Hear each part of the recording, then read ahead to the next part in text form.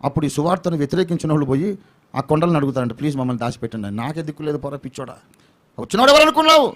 నన్ను సృష్టించిన వాడు వచ్చాడు కోపంతో, నేను దాచిపెట్టాలి, నేను నాకే దిక్కు లేదు పరిగెడుతున్నాను అని కొండలు గుట్టలు పరిగెత్తిపోతాయి.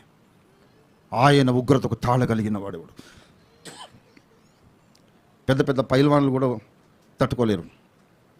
పరలోకపు సేనలన్నీ పనికి రాకుండా పోయిన తరుణంలో ఒంటి చేతో ఆ మహాసర్పమును మకరమును త్రిశూలముతో పొడిచి పరద్రోలిన మహాశూరుడు మన రక్షణ కొరకు తాత్కాలికంగా తగ్గించుకొని యజ్ఞమై సిలువలో వ్రేలాడి మళ్ళీ లేచాడు.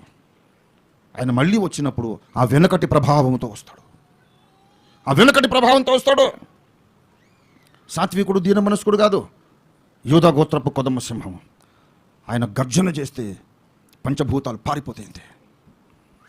ఆ భీకర ఉగ్రమూర్తి అయినటువంటి ఆది సంభూతుడు దేవుని కుమారుడు నజరేయుడైన యేసు వచ్చినప్పుడు భయపడకుండా ఉండగలిగిన ప్రాణులు ఎవరంటే, ఆనందముతో ఆయన కౌగిట్లో చేరగలిగిన వాళ్ళు ఎవరంటే ఇప్పుడు సువార్తను నమ్మి బాప్తిస్మం పొందిన వాళ్ళు మాత్రమే.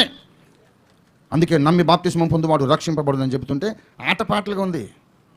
ఎగతాళి చేస్తున్నారు, చేయండి, ఎంతసేపు చేస్తారు. నేనైతే సేఫ్ సైడ్. నువ్వు నమ్మినా నాకు ప్రమాదం లేదు, నువ్వు నమ్మకపోయినా నాకు ప్రమాదం లేదు. చెప్పాల్సిన బాధ్యత ఉంది కనుక చెప్తున్నా.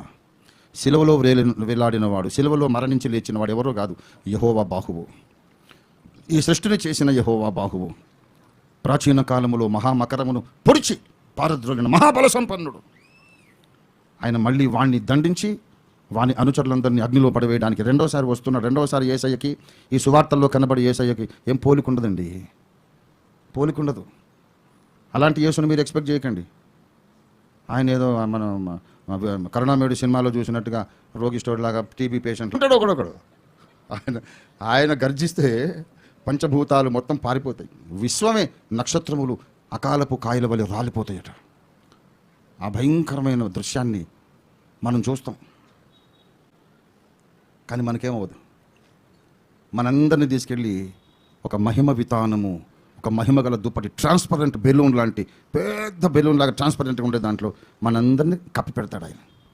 చుట్టూ ఒక గ్లాస్ గోడలాగా ఉంటుంది, అందులో ఉండి చూస్తుంటాం. ఆర్భాటము ముందు పంచభూతాలే పారిపోతుంటాయి, తుపాకులు ఎక్కడుంటాయి.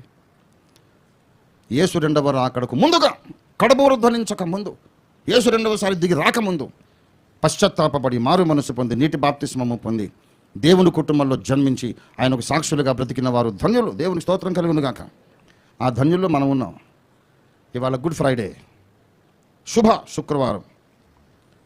కానీ క్రైస్తవులు ఎవరు కూడా ఒకళ్ళకొకళ్ళు విష్ హ్యాపీ గుడ్ ఫ్రైడే అని చెప్పుకోరు. హ్యాపీ ఈస్టర్ చెప్తాం, హ్యాపీ